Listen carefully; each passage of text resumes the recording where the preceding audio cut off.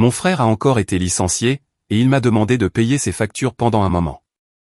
Il m'a dit que ce serait juste, jusqu'à ce qu'il se remette sur pied. Alors, j'ai répliqué sèchement. Honnêtement, j'en ai marre d'entendre la même rengaine depuis 15 ans. Je suis père célibataire. C'est juste moi et mon fils de 10 ans, Henri. Et apparemment, je suis le canot de sauvetage financier de la famille. Je vis en banlieue, à environ 45 minutes de chez mes parents, dans une maison que j'ai achetée et entièrement payée il y a 2 ans. Oui, totalement remboursée. Je travaille à distance depuis le début de la pandémie. Et honnêtement, mon travail paie bien. J'ai toujours été responsable avec mon argent. Je ne suis pas frimeur, je ne suis pas dépensier.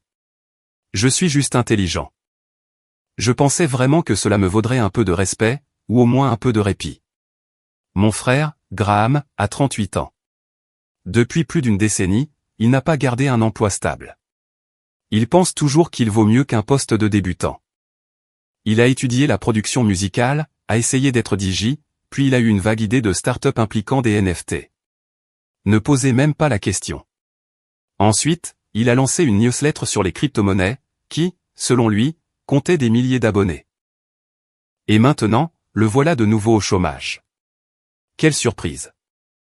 Je vous jure, dès la seconde où je suis entré chez eux, j'ai su que quelque chose se tramait. Ma mère affichait ce sourire pincé. Vous savez, celui qui donne l'impression qu'elle a répété un discours 10 fois dans sa tête, et qu'elle pense que ça a l'air totalement naturel. Mon père était inhabituellement silencieux, ce qui n'est jamais bon signe. Et Graham, lui, était déjà à table. Premier signal d'alarme. Graham n'est jamais en avance pour quoi que ce soit, à moins que cela ne lui profite directement. Nous avons échangé les banalités habituelles, le travail, la météo, les résultats d'Henri à l'école. J'ai juste hoché la tête, et j'ai laissé la conversation couler, comme je le fais toujours. Maman a servi le rôti. Graham a même fait une blague sarcastique, disant que la sauce était comestible cette fois. Je me suis forcé à rire, juste pour maintenir la paix. Mais ensuite, au moment même où je coupais ma viande, maman a posé sa fourchette. Elle s'est tamponnée les lèvres avec sa serviette. C'était lent et délibéré, comme si elle s'apprêtait à prononcer le discours sur l'état de l'Union. Alors, a-t-elle commencé, avec ce ton qui crie « Prépare-toi ». Graham a eu un peu de malchance au travail. Je n'ai même pas levé les yeux, et j'ai continué à couper ma viande. Elle m'a ignoré. Son entreprise a réduit ses effectifs, de manière totalement inattendue. Ils ont licencié beaucoup de personnes très talentueuses. J'ai juste haussé un sourcil. C'était pour le poste en marketing dans la boîte d'appli, ou bien le truc des cryptos, maman? Elle a réagi au quart de tour. Elliot, ce n'est pas le moment de faire du sarcasme. Ce n'est pas du sarcasme, ai-je rétorqué. Je ne me souviens littéralement pas du travail qu'il faisait cette semaine. Mon père est intervenu, d'une voix basse mais sévère. Ton frère traverse une période difficile. Nous sommes une famille, et nous nous soutenons mutuellement. J'ai marmonné dans ma barbe, je soutiens cette famille depuis que j'ai 20 ans. Maman a continué sur sa lancée, suivant parfaitement son scénario. Le loyer de Graham doit être payé la semaine prochaine. Avec l'économie actuelle, nous avons pensé qu'il serait plus logique que tu l'aides à payer ses factures pendant quelque temps. Juste jusqu'à ce qu'il se remette sur pied. J'ai posé ma fourchette, lentement et délibérément. Pardon? Comment ça? Elle a carrément souri. Tu as la maison, le travail, les économies. Et tu dis toujours qu'Henri n'a pas besoin de grand-chose. J'en suis resté bouche bée. Et à cause de ça, ai-je dit, d'une voix lente et glaciale, vous pensez que je devrais faire quoi, au juste? Payer le loyer de mon frère de 38 ans? Mon père est intervenu de nouveau. La famille est de la famille. Sans se plaindre. Le silence qui a suivi était assourdissant. Je sentais les muscles de ma mâchoire se crisper, mes dents grincer. J'ai regardé Graham, qui a eu l'audace absolue de hausser les épaules. C'est pas pour toujours, frérot. Juste quelques mois. Tu as déjà dit ça, lui ai-je répondu, d'une voix neutre. À chaque fois que tu te plantes en beauté, c'est juste pour quelques mois. Et puis, ça se transforme en un an. Et je me retrouve à payer pour tes mauvaises décisions, pendant que tu joues à la Xbox en caleçon. Graham a carrément rigolé. Tu donnes l'impression que je suis paresseux. Tu sais à quel point il est difficile de trouver un travail en ce moment, surtout avec mes compétences. Je l'ai juste fixé. Quelles compétences? Maman a haleté. Elliot. Non, sérieusement, ai-je insisté. Je pose vraiment la question. Quelles compétences monnayables possède Graham, qui justifierait que je prenne de l'argent sur le fonds d'études de mon fils, pour qu'il puisse faire semblant de chercher du travail? C'est là que papa a frappé du poing sur la table. Bam. Ça suffit. Tu vas aider ton frère. Nous avons fait tellement pour toi. Vraiment? Je l'ai coupé, avant qu'il ne puisse dire un mot de plus. Tu veux parler de la fois où vous m'avez dit que je devais faire des prêts pour l'université, parce qu'il n'y avait pas assez d'économies? Ou quand vous avez dit que je ne pouvais pas revenir vivre à la maison après mon divorce? Parce que vous étiez trop vieux pour gérer un enfant? C'est de ce genre de soutien dont tu parles? Ma mère s'est levée. C'est du passé. Oui, c'est vrai, ai-je admis. Et je m'en suis sorti, sans aucune aide de votre part. Graham, toujours avec son sourire en coin, s'est adossé à sa chaise. Mec, tu as toujours eu le complexe du martyr. Si seulement tu n'étais pas aussi radin. C'était la goutte d'eau. Je me suis levé, calmement, délibérément. Je suis allé dans la cuisine, je me suis servi une tasse de café, et je suis revenu à table. J'ai pris une gorgée lente, bien calculée, en laissant la chaleur piquer un peu ma langue. Ensuite, j'ai regardé mes parents droit dans les yeux. Eh bien, si nous jouons au jeu de la famille qui est de la famille, ai-je dit, d'une voix à peine plus forte qu'un murmure, je suppose que c'est à votre tour de l'aider. Ma mère a juste cligné des yeux. Qu'est-ce que ça veut dire? Je vends ma maison. Mon père a froncé les sourcils. Quoi? Comment ça? Parce que j'ai fini d'être votre filet de sécurité, leur ai-je dit. Si Graham a besoin d'un endroit où vivre, laissez-le s'installer ici, avec vous. Vous pourrez le nourrir, payer ses factures, et écouter toutes ses excuses. Vous semblez penser qu'il est tellement talentueux. Laissez-le donc faire son spectacle lors de vos dîners de famille. C'est ridicule, a dit maman sèchement. Tu ne peux pas juste. Oh que si, je peux, et je vais le faire. Les papiers sont déjà en cours. Ce n'était pas le cas. Pas encore. Mais il n'avait pas besoin de le savoir. La pièce est devenue d'un silence de mort. Le sourire narquois de Graham s'est effacé de son visage. Papa avait l'air de vouloir dire quelque chose, mais il s'est tu. Maman s'est rassise lentement, les mains tremblant légèrement. Tu ne penses pas ce que tu dis, a-t-elle murmuré. Je n'ai pas répondu. Pas tout de suite. Mais je pensais chaque mot. Et croyez-moi, ce n'était que le début.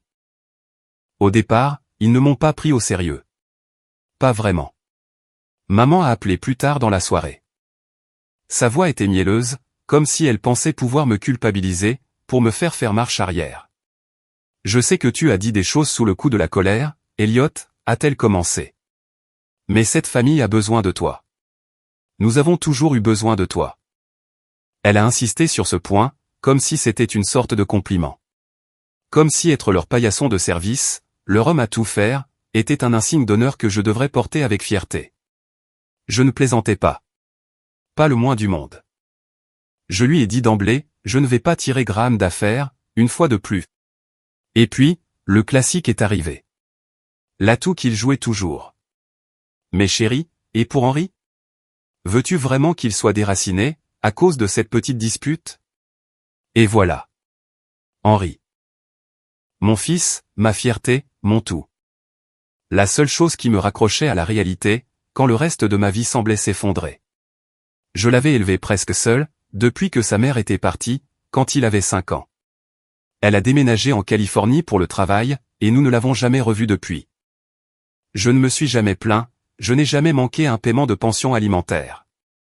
Je ne leur ai jamais demandé l'aumône, même quand je mangeais des nouilles 3 soirs par semaine, juste pour payer le loyer. Et mes parents, eux, venaient nous voir une fois par mois. Ils lui apportaient un jouet, puis ils repartaient, comme s'ils venaient d'accomplir un grand acte de charité. Alors, quand maman a essayé de faire croire que je lui faisais du mal, juste en m'affirmant enfin, quelque chose a craqué en moi. Tu n'as pas le droit de parler d'Henri, ai-je dit, d'une voix glaciale. Il est la seule raison pour laquelle je n'ai pas complètement coupé les ponts avec vous. Elle s'est tue pendant une seconde. Puis, son ton a complètement changé. Tu es devenu amer, Elliot. Froid. Tu étais si respectueux avant, si serviable. Nous ne t'avons pas élevé pour être aussi égoïste. Non, ai-je répondu. Vous m'avez élevé pour réparer vos erreurs. Pour jouer le rôle de parent avec votre autre enfant. Pour sourire et hocher la tête, pendant que vous le félicitiez de faire le strict minimum, et que vous me punissiez de réussir sans vous. Clic, elle a raccroché. J'ai fixé mon téléphone pendant un très long moment. Mon cœur battait plus fort que je ne l'aurais cru. Pas de colère, cependant. De soulagement. Un soulagement pur et absolu. Mais ce n'était que le premier coup de feu. Ce qui a suivi, ce furent environ 3 semaines de guerre silencieuse. Mes parents ont cessé d'appeler. Graham a envoyé quelques textos sans conviction, pour savoir si j'étais toujours en colère. Je n'ai pas répondu. Et, honnêtement, pour la première fois de ma vie, je me sentais vraiment libre. Je me suis concentré sur mon travail. J'ai emmené Henry au musée, je l'ai aidé avec son projet de science. Nous avons même commencé à jouer aux échecs le soir. Et il devenait bizarrement bon à ce jeu, presque trop rapidement pour un enfant de 10 ans. La maison semblait paisible, jusqu'à un mercredi matin, vers 11 heures. J'ai reçu un appel de ma voisine, Madame Riley. « Elliot, mon chéri, tu déménages. » « Pas encore. » « Pourquoi ? » « Eh bien, il y a un camion dans ton allée. 2 hommes transportent des cartons à l'intérieur. J'ai pensé que tu mettais peut-être la maison en location. » Mon estomac s'est littéralement noué. Je n'avais rien programmé. Pas de déménageur, pas de livraison, pas d'entretien. J'ai attrapé mes clés, j'ai prévenu mon travail que j'avais une urgence, et j'ai conduit jusque chez moi comme un possédé. En arrivant, il y avait bien un camion de déménagement dans mon allée. 2 gars, en chemise bleue, portaient des cartons à l'intérieur. L'un d'eux a levé les yeux, et m'a fait un signe de tête décontracté. « Et, c'est vous, Elliot ? » ?»« Oui. » Il a vérifié un presse-papier. « On dépose juste ça pour votre frère. » Il a dit qu'il séjournait ici temporairement. J'ai cligné des yeux. « Pardon ?» Comme sur des roulettes, Graham est sorti par ma porte d'entrée. Ma porte d'entrée, avec un sourire narquois, et une canette de soda à la main. « Et frérot, détends-toi. C'est juste quelques affaires. » Je suis resté là, absolument stupéfait. « Comment es-tu entré ? » Maman avait un double des clés. Elle a dit que ça ne te dérangerait pas, si je squattais un peu. Je serais parti avant le week-end. Je l'ai ignoré, et je suis entré directement dans ma maison. Le salon était déjà encombré de cartons. La porte de ma chambre d'amis était ouverte. Sa valise était sur le lit, un sac de sport dans le coin. L'un de mes sweats à capuche était jeté sur ma chaise. Mon espace de sécurité était envahi. Je me suis retourné vers lui. « Sors d'ici, mec. Sors. » Waouh, du calme. Je ne saccage pas l'endroit. J'ai juste besoin de quelques jours, pour régler certaines choses. Non, je vois ça. Mais tu n'as pas le droit de t'introduire chez moi en cachette, et d'agir comme si c'était un service. Tu n'as même pas demandé. Il a ricané. Parce que tu aurais dit non. Tu m'étonnes que j'aurais dit non. Il a levé les mains, dans une fausse capitulation. C'est bon, je m'en vais. Laisse-moi juste jusqu'à demain. Mais je ne lui faisais pas confiance. Pas une seule seconde. J'ai appelé un serrurier cet après-midi-là. J'ai fait changer les serrures, pendant que Graham restait assis dehors, boudant sur le trottoir. Il appelait maman pour me dénoncer, comme si nous étions encore des enfants. Elle a débarqué 1 heure plus tard. Elle m'a hurlé dessus dans l'allée, m'accusant de trahir la famille. Je lui ai fermé la porte au nez. Et vous savez quoi ?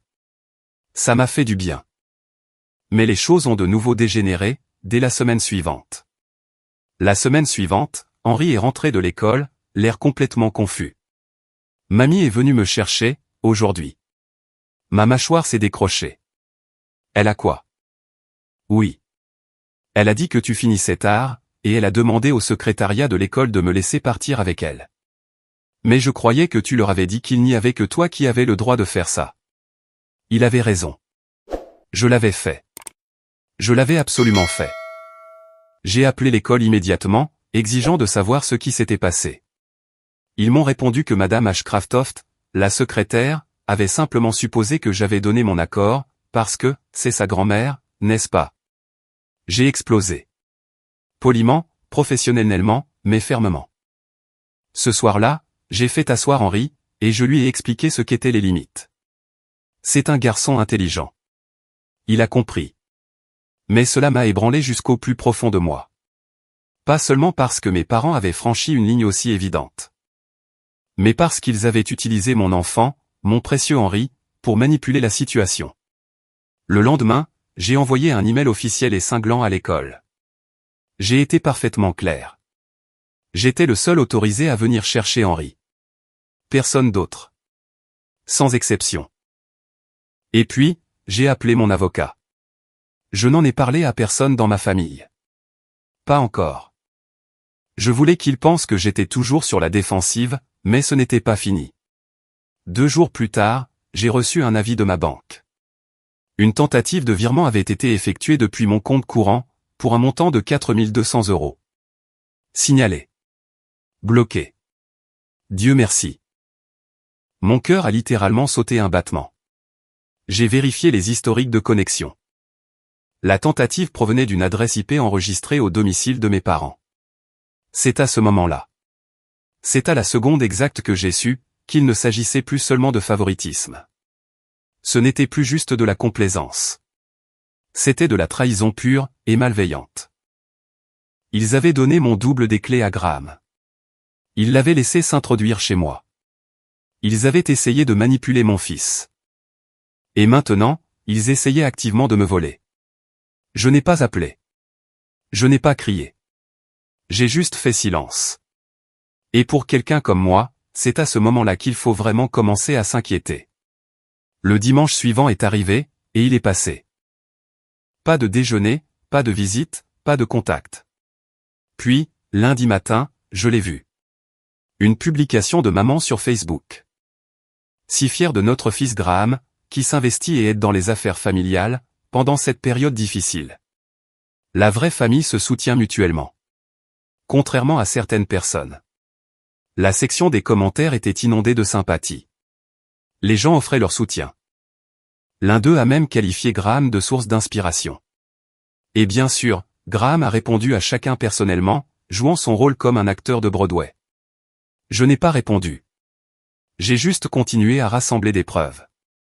Des captures d'écran, des relevés bancaires, des emails. La moindre petite preuve. Ensuite, j'ai passé un appel à ma cousine, Ava. Ava est assistante juridique, et elle est brillante. Elle n'aime pas beaucoup mes parents. Elle ne leur a pas parlé depuis des années, suite à un vilain drame d'héritage impliquant sa branche de la famille. Mais elle adore les bons scandales familiaux. Je lui ai tout raconté, j'ai tout déballé. Elle a fait une pause à la fin de l'appel, et elle a dit, « Tu ne vas pas aimer ce que je m'apprête à te dire. » Quoi? Tu vois la maison dans laquelle tu vis? Oui. Tes parents ont techniquement encore un droit de rétention dessus. Mon estomac s'est retourné. Quoi? Ils ont cosigné le prêt hypothécaire initial quand tu l'as acheté, n'est-ce pas? Oui, mais j'ai tout remboursé. Bien sûr, mais s'ils n'ont jamais officiellement retiré leur nom de l'acte de propriété, ils pourraient techniquement s'opposer à la vente. Ou pire. C'est là que j'ai réalisé quelque chose de vraiment terrifiant. Ils n'envahissaient pas ma vie par désespoir. Ils jouaient un jeu beaucoup plus long, et bien plus insidieux. Ils voulaient le contrôle. Et ils n'allaient pas s'arrêter, tant que je n'aurais plus rien pour me battre. Mais ils avaient fait une erreur fatale. Ils avaient complètement sous-estimé jusqu'où j'irais pour protéger mon fils, et avec quel silence je pouvais préparer une tempête. La maison a semblé plus froide, après ça. Pas physiquement. Bien que j'ai commencé à baisser le thermostat, pour économiser sur les factures. C'était un frisson psychologique, et silencieux. Le genre de choses qu'on ne remarque pas, jusqu'à ce qu'on marche dans un couloir familier, en ayant l'impression qu'une pièce vitale a été aspirée, et remplacée par une tension étouffante qui s'accroche au mur. C'était peut-être de la paranoïa. Ou peut-être, juste le fait de savoir que changer les serrures ne suffisait pas. Que mes propres parents avaient franchi une limite si profonde, que ça m'en donnait la chair de poule. J'ai passé beaucoup de temps à simplement exister, sans vraiment vivre. Pas encore. Je me levais toujours à 7 heures. Je préparais le petit déjeuner d'Henri, je l'aidais à faire son sac. Mais j'ai commencé à boire plus de café que d'habitude, et à laisser la vaisselle s'accumuler plus longtemps dans l'évier. J'ouvrais le même tiroir de cuisine 3 fois de suite, en oubliant complètement pourquoi j'étais là. Je me surprenais à fixer le mur au-dessus de mon bureau, pendant les réunions Zoom. Je hochais la tête, pendant que mon esprit repassait chaque phrase cruelle que ma mère avait prononcée, lors de ce déjeuner dominical. Chaque regard suffisant que Graham m'avait lancé sur mon Porsche. Chaque commentaire haineux en ligne. Je m'effondrais lentement. Et personne ne s'en rendait compte, sauf peut-être Henri. Un soir, il est venu dans ma chambre après s'être brossé les dents. Il portait ce t-shirt Batman qui l'obsédait depuis 1 an. Il s'est assis sur le bord de mon lit, jouant avec les cordons de son pantalon de pyjama. « Papa ?» a-t-il demandé, sans vraiment me regarder. « Oui, mon grand. Est-ce qu'on va bien ?» Ça m'a presque brisé. « Bien sûr », ai-je dit, en essayant de forcer un sourire. « Pourquoi tu demandes ça ?»« Parce que tu es triste. Avant, tu chantais quand tu faisais des pancakes. » Je ne m'étais même pas rendu compte que j'avais arrêté.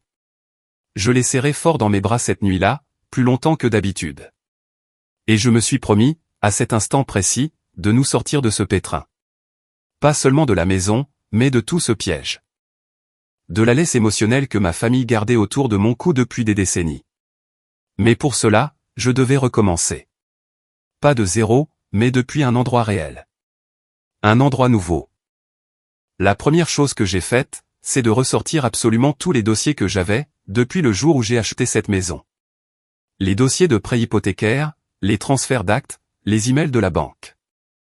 Certaines nuits, je veillais jusqu'à 2 heures du matin, à éplucher des PDF numérisés. Je cherchais une seule chose, un moyen de pression. Et je l'ai trouvé. Un simple email, datant d'il y a 8 ans, envoyé depuis le compte de mon père à notre agent de crédit. Dedans, il disait, et je cite, « Nous aimerions que nos noms soient retirés du titre de propriété, une fois qu'Elliott aura franchi le cap des 5 ans de remboursement. Cette maison a toujours été destinée à être la sienne. Ils ne sont juste jamais allés jusqu'au bout de la démarche. Ils ont probablement oublié. Ou peut-être, plus vraisemblablement, ils ont pensé qu'ils en feraient toujours partie. Que c'était toujours leur filet de sécurité, et pas le mien. J'ai transféré cet email à Ava le lendemain. Sa réponse tenait en un mot, de l'or. Ensuite est venu le verrouillage financier. J'ai changé tous les mots de passe que j'avais. J'ai activé l'authentification à 2 facteurs, avec un appareil de secours que Graham ne pourrait en aucun cas toucher. J'ai transféré le fonds d'études d'Henri sur un compte totalement séparé, dans une nouvelle institution financière. J'ai revérifié la carte grise de ma voiture, mes polices d'assurance, et même les contrats de service public. Je ne voulais aucune empreinte d'eux, sur quoi que ce soit qui m'appartienne. Puis, j'ai ouvert un nouveau compte d'épargne. Un compte que mes parents ne pourraient pas retracer. Car je savais, par expérience, que si l'on mentionnait le nom d'une banque, même une fois en passant, ma mère pouvait utiliser son charme pour, accidentellement, en apprendre plus qu'il n'en fallait. Elle avait ce don troublant avec les employés d'accueil. Comme une tante fouineuse, capable de culpabiliser les gens pour les pousser à trop en dire. J'ai commencé à mettre chaque centime supplémentaire sur ce nouveau compte. J'ai arrêté de commander à manger, j'ai annulé les services de streaming. Je me suis même coupé les cheveux moi-même. C'était temporaire. J'avais juste besoin de temps. La reconstruction a commencé par une question unique, et terriblement simple. Qu'est-ce que je veux vraiment? Pas ce qu'on m'a dit de vouloir. Pas ce qui rendrait maman heureuse. Pas ce qui maintiendrait Graham à flot. Moi. La réponse est venue plus lentement que prévu. Au début, c'était juste de la paix, des limites, un nouveau départ. Mais plus j'y réfléchissais, plus cela devenait précis. Je voulais vendre la maison. Pas parce que je fuyais. Mais parce que je voulais avoir le choix. Parce que, pour la première fois, je voulais vivre dans un endroit qui m'appartiendrait pleinement. Complètement. Sans aucune attache. J'ai donc appelé un agent immobilier. Elle s'appelait Céleste. La quarantaine, un tailleur élégant, une poignée de main ferme. Elle s'est promenée dans la maison avec un porte-bloc et un pointeur laser. Elle parlait de l'attrait extérieur et des photos pour l'annonce. Je lui ai tout raconté. Même la complication liée au droit de rétention. Même tout le drame familial et chaotique. Elle a juste hoché la tête, complètement impassible. Vous seriez surpris du nombre de personnes qui vendent leur maison pour échapper à leur famille, a-t-elle dit, avec un sourire entendu. Elle m'a recommandé un avocat, spécialisé dans la résolution des complications de titres de propriété. Une semaine plus tard, j'étais dans son bureau. Je révisais les papiers avec Ava, qui était assise à côté de moi comme un faucon. Nous avons déposé une requête pour faire corriger l'acte de propriété, et faire retirer ce droit de rétention. Nous avons cité l'email d'origine, et des années de preuves financières incontestables. Les papiers ont été signifiés à mes parents. Et, pour la première fois depuis des années, quelqu'un de ma famille m'a appelé. Pas maman, pas papa. Graham. Frérot, a-t-il commencé, avec sa voix pleurnicharde. Tu déconnes vraiment, en ce moment. Tu traînes maman et papa dans des problèmes judiciaires. Pour une maison, pour un loyer. Je n'ai pas répondu. Tu fais sérieusement ça, après tout ce qu'ils ont fait pour toi? Tu veux parler du fait d'entrer par effraction chez moi? D'essayer de récupérer Henri à l'école, dans mon dos? Ou de tenter de voler de l'argent sur mon compte? C'était l'idée de maman, a-t-il lâché, avant de faire une pause. Enfin, je veux dire, personne n'a volé. Tu viens de l'admettre, ai-je dit froidement. Il a raccroché. Je me suis adossé à ma chaise, et j'ai vraiment ri. Pas un rire amer et colérique. Pas cette fois. Ça m'a fait du bien. Vraiment, sincèrement du bien. La reconstruction n'était pas seulement juridique ou financière. Elle était profondément mentale. J'ai repris la thérapie. Je n'y étais pas allé depuis mon divorce, mais j'ai trouvé un excellent thérapeute, nommé Joël. Il était spécialisé dans les traumatismes familiaux, et la restauration des limites. Chaque jeudi, à 18h, je m'asseyais pour un appel vidéo. Et je déballais des années de culpabilité et de ressentiment, que je ne savais même pas que je portais. Il a dit une chose qui m'est vraiment restée en tête, vous avez été élevé pour vous sentir responsable du confort des autres. Maintenant, vous apprenez qu'il est acceptable de donner la priorité à votre propre paix. Et je le faisais. J'ai renoué avec de vieux amis. J'ai recommencé à courir, même si ce n'était que pour faire le tour du pâté de maison, avec Henri à vélo à mes côtés. Je cuisinais plus, je dormais mieux. J'ai même commencé un projet parallèle. Une application pour gérer les plannings de garde partagés. Rien d'extravagant, juste quelque chose pour que mon esprit continue à construire, au lieu de se briser. Henri a remarqué le changement. Tu chantes de nouveau, m'a-t-il demandé un matin, alors que je faisais sauter des pancakes. Oui, lui ai-je dit, avec un sourire sincère sur le visage. J'aime mieux ça. Moi aussi, mon grand. Moi aussi. Mais je savais que ce n'était pas fini. Le processus juridique m'avait fait gagner du temps, mais pas la victoire. Mes parents avaient répondu à notre requête avec leur propre avocat.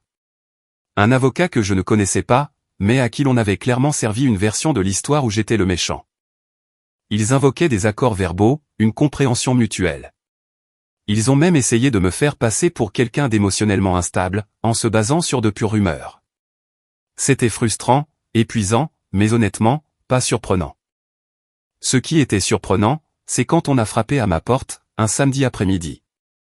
J'ai ouvert, et j'ai trouvé une enveloppe Kraft sur mon paillasson. À l'intérieur, il y avait une lettre de l'avocat de mes parents. Ils exigeaient une compensation financière immédiate, pour leur part de capital dans la maison, d'un montant total de 72 000 €. Et si je ne payais pas, ils demanderaient une injonction du tribunal, pour bloquer entièrement la vente. C'est à ce moment-là que tout s'est arrêté. La chute était terminée. J'avais touché le fond. Et maintenant, enfin, il était temps de remonter à la surface. Mais pas dans la colère, ni dans le chaos. Dans le silence, la stratégie, et un contrôle total et absolu. Et le plan que j'allais mettre en branle n'allait pas seulement nous protéger, Henri et moi. Il allait s'assurer qu'il ne pourrait plus jamais refaire ce genre de coup. Jamais. Cette enveloppe est restée sur la table de ma cuisine pendant 3 jours. Je n'y ai pas touché, après la première lecture. Je ne l'ai pas relue. Je ne l'ai même pas regardée. Mais je ne l'ai certainement pas jetée non plus. Elle restait là. Comme un trophée de leur audace, ou peut-être comme une menace imminente. Un dernier rappel brutal que, peu importe mes efforts pour vivre en paix, ma famille n'avait aucune intention de lâcher prise. Pas à moins d'y être forcé. 72 000 €. C'est ce qu'ils voulaient. Pourquoi faire? Pour avoir signé un papier, il y a 10 ans. Pour avoir mis un nom sur un prêt que j'avais entièrement remboursé. Pour une maison qu'ils n'avaient jamais entretenue, jamais améliorée, et qu'ils n'avaient jamais visitée sans porter un regard plein de jugement. C'était un sentiment de supériorité à l'état pur, emballé dans un jargon juridique pompeux. J'ai pris une grande inspiration. Ensuite, j'ai ouvert mon ordinateur portable, et j'ai commencé à planifier. La première chose que j'ai faite a été de rencontrer Ava en personne. Nous nous sommes assis dans un restaurant de bord de route, à 2 villes de là, dans un endroit neutre. Elle s'est glissée sur la banquette, un dossier déjà en main. Elle avait un regard qui disait qu'elle était plus que prête à partir en guerre. J'ai fait quelques recherches, a-t-elle dit, en ouvrant le dossier. Cette lettre, c'est du bluff. Comment tu le sais, ai-je demandé, la voix tendue. Parce que leur réclamation repose sur ce qu'on appelle l'équité implicite. Mais il n'y a aucune preuve de copropriété, aucune trace de paiement d'entretien, rien. Juste cet email, où ton père dit littéralement qu'il voulait que la maison soit à toi. De plus, tu as payé les impôts, l'assurance. Les réparations, tout. Ils n'ont jamais contribué d'un centime. Elle a fait une pause, un petit sourire en coin sur les lèvres. Je me suis aussi renseigné sur leur avocat. Il est à moitié à la retraite. Il s'occupe principalement de conflits de voisinage, et de petits divorces. Il ne cherche pas à te saigner à blanc, Elliot. Il panique. Une lueur d'espoir s'est allumée en moi. Mais l'espoir ne suffisait pas, j'avais besoin de certitude. Je veux aller plus loin, lui ai-je dit, d'une voix ferme. Je ne veux pas juste gagner. Je veux qu'il soit démasqué. Ava a haussé un sourcil. Tu es sérieux? J'ai fini de jouer sur la défensive, ai-je dit, les mots venant facilement maintenant. Ils ont mêlé Henri à tout ça. Ils ont essayé de vider mes comptes. Ils se sont introduits chez moi, ils ont manipulé. Et maintenant, ils essaient de me saigner à blanc, sous le couvert de la famille. Je veux une rupture nette, mais je veux que ça ait des conséquences. Ava a souri à pleines dents. Là, tu parles mon langage. L'étape numéro 1, c'était la réponse légale. Nous avons rédigé une contre-lettre. Calme, professionnelle, mais absolument mortelle dans sa précision. Cher Monsieur Clark. Nous avons examiné la demande de vos clients, concernant la propriété de Monsieur Elliot Carpenter. Nous estimons que cette réclamation est dénuée de tout fondement, tant sur le plan factuel que juridique. Si vos clients choisissent d'entamer une action en justice, nous sommes prêts à déposer une requête pour un jugement déclaratoire confirmant la propriété exclusive. Nous déposerons également une demande reconventionnelle pour harcèlement, diffamation et tentative de fraude. Celle-ci sera étayée par des preuves documentées de tentatives d'accès non autorisées à la propriété et aux finances de Monsieur Carpenter. Nous recommandons vivement à vos clients de reconsidérer leur position. Cordialement, Ava Delgado, consultante juridique. Nous avons envoyé cette lettre par coursier. En recommandé, avec suivi, et signature requise. Ensuite, nous avons attendu. Mais je ne suis pas resté inactif. Deuxième étape, la réputation. Je n'ai rien balancé en ligne. Ça aurait été trop facile, trop évident. À la place, je me suis concentré sur quelques contacts stratégiques. L'une d'elles était Madame Jenkins. Mon ancienne prof d'anglais au lycée, qui gérait maintenant le journal communautaire de la ville. Elle adorait Henri. Elle prenait toujours de ses nouvelles, quand nous nous croisions à la bibliothèque ou au supermarché. Quand j'ai mentionné, l'air de rien, que mes parents avaient essayé de sortir Henri de l'école sans ma permission, elle en est restée bouche bée. Ils ont fait quoi? Oui, ai-je répondu, pour me rendre service, soi-disant. Ses lèvres se sont pincées, au point de presque disparaître. Eh bien, ça va aller dans la chronique. J'ai haussé un sourcil. Quelle chronique? Oh, tu verras bien. 3 jours plus tard, un article est paru. Son titre, Quand les limites familiales sont franchies, une histoire que tout parent devrait entendre. Elle n'a cité aucun nom. Mais tout le monde, dans notre petite ville, pouvait faire le lien. Les petites villes n'oublient rien, et les gens parlent. Surtout quand la cible a passé des années à se faire passer pour la boussole morale de la paroisse, lors de chaque vente de gâteaux, et de chaque collecte de fonds de la ville. En l'espace d'une semaine, mes parents ont cessé de se rendre à leur club de bridge du mercredi soir. 3e étape, la protection financière. J'ai contacté un jury comptable recommandé par Ava. Une femme brillante nommée Isa, avec des yeux bleus glaciers et une voix qui ne s'en laissait pas compter. Elle a épluché mes comptes avec une précision chirurgicale. Elle a créé un rapport, qui cartographiait chaque transaction financière de la dernière décennie. Il montrait clairement que j'avais financé l'hypothèque, payé les impôts fonciers, l'assurance. Que j'avais réglé les améliorations de la plomberie, le nouveau système de climatisation, et même le service de paysagisme. Le rapport incluait également les tentatives d'accès à ma banque en ligne. Elle provenait d'un appareil associé à l'ancienne adresse IP de Graham. Une adresse récupérée via l'identifiant freelance qu'il utilisait, dans une agence de marketing, 2 ans auparavant. Elle a croisé les métadonnées, avec les horodatages et les localisations. C'était plus que suffisant pour prouver la tentative de vol, si jamais l'affaire allait au tribunal. Mais nous n'avions pas fini. Isa m'a également aidé à mettre en place un pare-feu financier. Des comptes restructurés, de nouvelles institutions bancaires. Et même un fonds fiduciaire au nom d'Henri, auquel personne ne pouvait toucher sans l'approbation d'un tribunal. De manière discrète et efficace, je m'étais rendu intouchable. 4e étape, la préparation émotionnelle. C'était de loin la plus difficile. Parce que, malgré toute l'armure juridique et les manœuvres stratégiques, j'étais toujours leur fils. Et, quelque part au fond de moi, cette part de moi continuait de murmurer, peut-être que ça peut s'arranger. Peut-être qu'ils s'excuseront. Peut-être qu'ils finiront par réaliser ce qu'ils ont fait. Mais la thérapie a aidé. Semaine après semaine, Joël me rappelait, vous n'êtes pas le méchant de leur histoire. Vous êtes juste la première personne qui leur a dit non. Alors, je me suis entraîné. Je me suis entraîné à ce que je dirais, s'il se présentait à nouveau. À garder mon calme, s'il pleurait, criait, ou suppliait. Et à fermer une porte en douceur, et m'éloigner, sans ressentir de culpabilité. Ça a pris du temps. Mais un jour, je suis passé devant la vieille photo de famille, posée sur le manteau de ma cheminée. Elle avait été prise dans un studio, quand j'avais 15 ans. Et au lieu de la nostalgie, j'ai ressenti de la distance. Pas de la haine, juste de l'absence. Et ça ressemblait à la liberté. Puis, l'opportunité s'est présentée. J'ai reçu l'appel d'un promoteur local.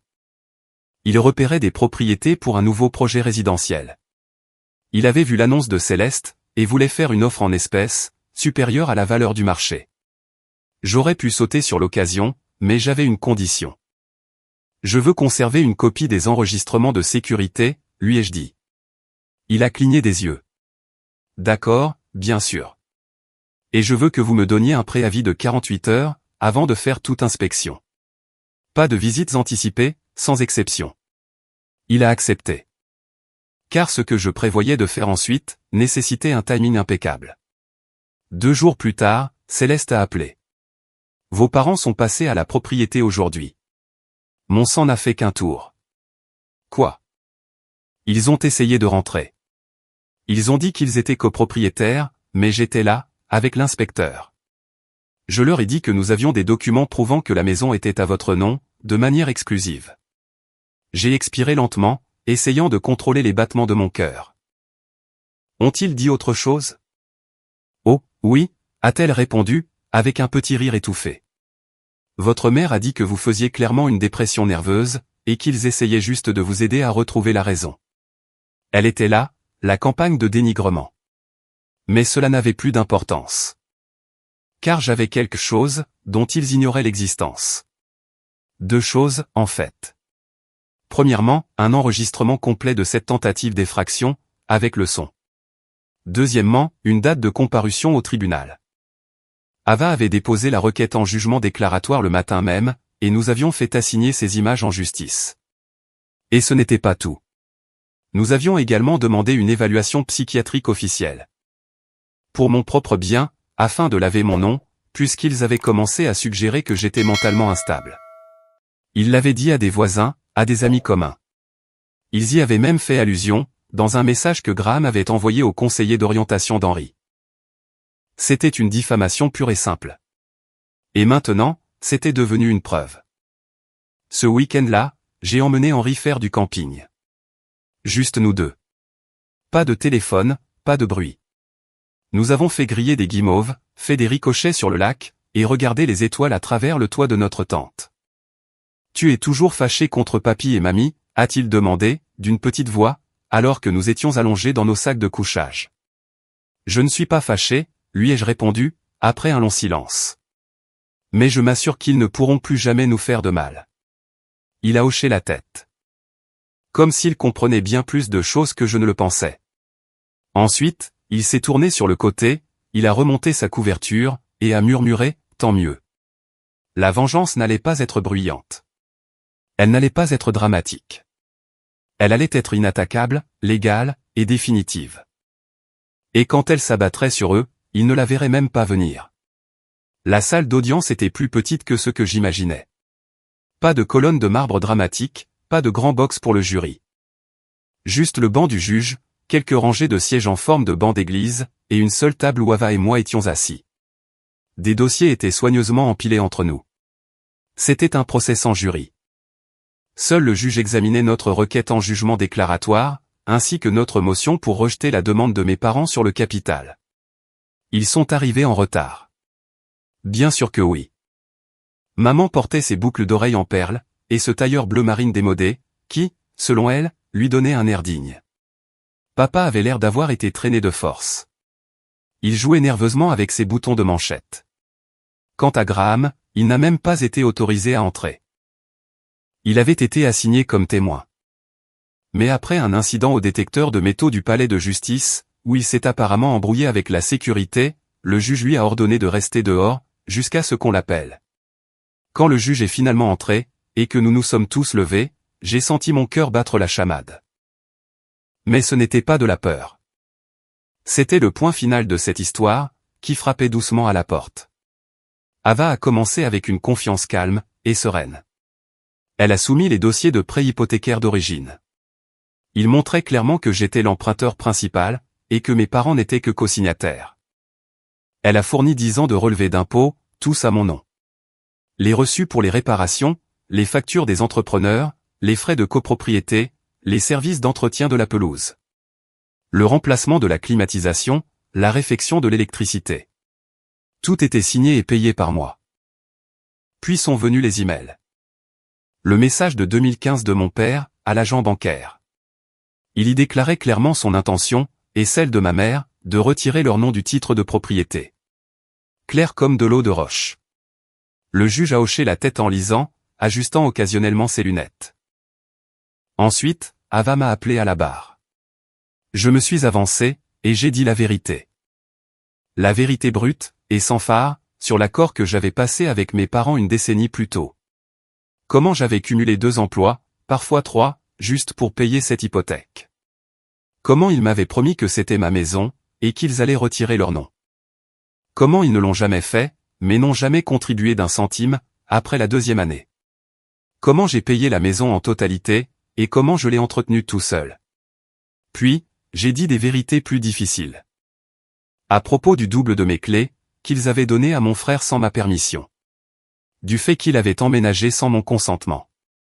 De la façon dont mes parents avaient essayé de récupérer mon fils à l'école, en utilisant des mensonges éhontés. À propos de la tentative de virement bancaire depuis mon compte courant, et de la campagne de dénigrement qui a suivi sur les réseaux sociaux. Quand j'ai enfin fini de parler, Ava a soumis les preuves. Les captures d'écran, les enregistrements de connexion horodatées, les images de sécurité les montrant en train d'essayer d'entrer chez moi, après la mise en vente de la maison. Tout était là, haut et fort. Ma mère qui se disputait avec l'agent immobilier, et qui disait, de toute façon, cette maison n'a jamais été à lui. Il a juste vécu ici. C'est nous qui l'avons payé. C'était la faille dans leur armure. Quand le juge a demandé à mes parents de s'exprimer, Ils ont bafouillé. Ma mère, d'ordinaire si maîtresse d'elle-même, a essayé de tisser un récit élaboré. Elle parlait de protéger le patrimoine familial, et d'aider Graham à trouver une stabilité. Le juge, d'une voix calme, a demandé « Avez-vous vécu dans cette maison ?» Non, mais nous avons. Avez-vous payé les impôts fonciers? Non, mais nous avons co-signé. Avez-vous contribué financièrement, de quelque manière que ce soit, après la 3e année de l'hypothèque? Silence. Mon père s'est éclairci la gorge, le visage rouge. Il ne s'agit pas d'argent, a-t-il marmonné. Il s'agit de respect. Le juge a juste soupiré. Il a baissé les yeux vers ses papiers. Il n'a même pas posé d'autres questions. Quelques minutes plus tard, il a rendu son jugement. Sur la base des preuves fournies, ce tribunal conclut qu'Elliot Carpenter est le seul propriétaire légal, et exclusif, de la propriété située au 17 Oak Ridge Lane. Le droit de rétention est par la présente annulé. La demande de capital des défendeurs est rejetée dans son intégralité. Affaire classée. Juste comme ça. C'était fini. Sauf que ce ne l'était pas. Car la meilleure partie restait à venir. 3 jours après le verdict, j'ai posté des lettres. Pas à mes parents, pas à Graham. Mais aux personnes qui comptaient pour eux, le conseil de leur paroisse, leur club de bridge, et quelques vieux amis, auprès desquels ils aimaient se vanter lors des réunions.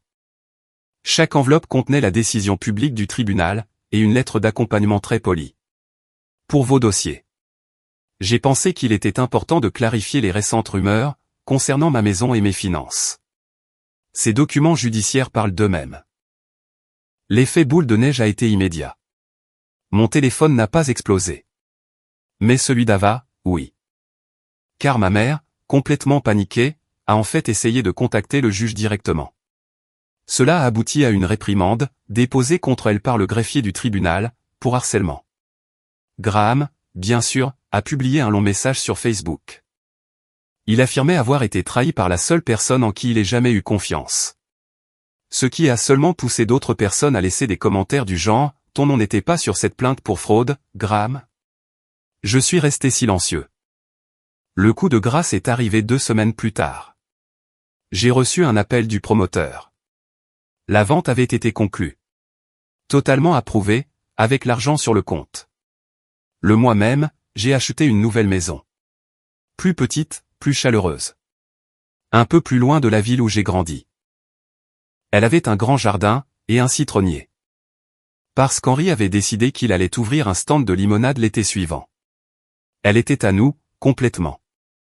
Ensuite, sans le dire à personne, j'ai changé nos numéros de téléphone. Un mois après le déménagement, Henri est rentré de l'école avec une lettre à la main.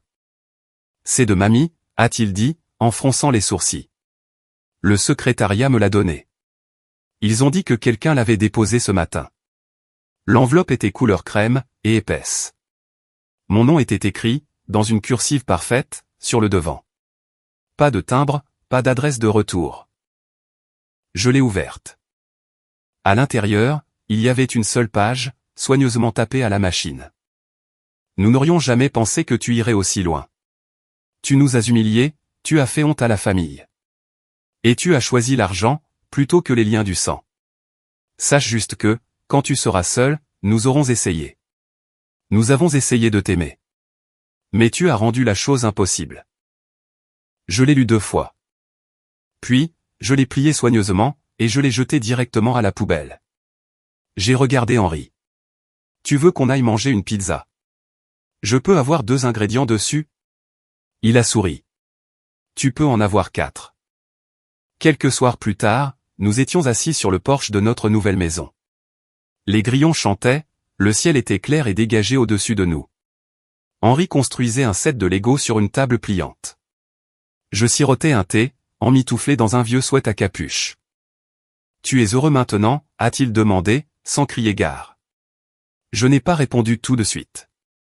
J'ai regardé le jardin, les arbres, la rue calme qui s'étendait devant nous. J'ai pensé au chemin parcouru.